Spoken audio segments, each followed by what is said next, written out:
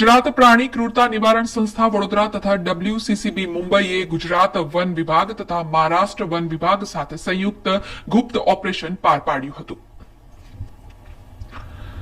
गुजरात प्राणी क्रूरता निवारण संस्था वडोदरा तथा WCCB मुंबई અને गुजरात वन विभाग तथा महाराष्ट्र वन विभागના संयुक्त गुप्त ऑपरेशનમાં કપડવંજથી 59 સ્ટાર કાચબા, ભરૂચના ઝઘડિયાથી દીપડાનું બચ્ચું, અમદાવાદથી 124 પોપટ, ધરમપુરથી 2 ગુવડ, નાસિકના સુરગાણાથી 1 સાવડી, ત્રંબકેશ્વરથી 34 હાથ જોડી, 95 ઇન્દ્રજાળ, મહારાષ્ટ્રના સાદા તલોદ રેન્જ ઇન્દ્રજાળ ફેમ સાથે 8 નંગ, ચીખલીથી 1 ગુવડ, વાંસદાથી 2 સાબરસિંગ, કકરડાથી દીપડાનું ચામડું અને 4 નંગ પંજા તથા રાજકોટથી 1 આંધળી ચાકરણને કબજે કરવામાં આવ્યા હતા।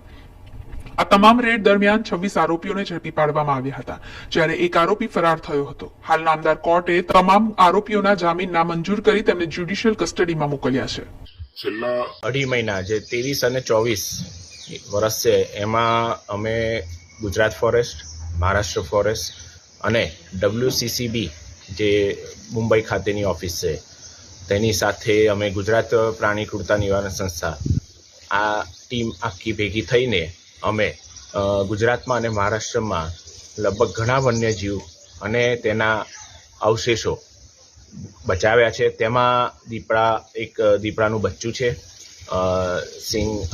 હરણના શિંગડા છે, દરિયાઈ વન્યજીવ છે, દીપડાના ચામડા છે, ઘુવડ છે।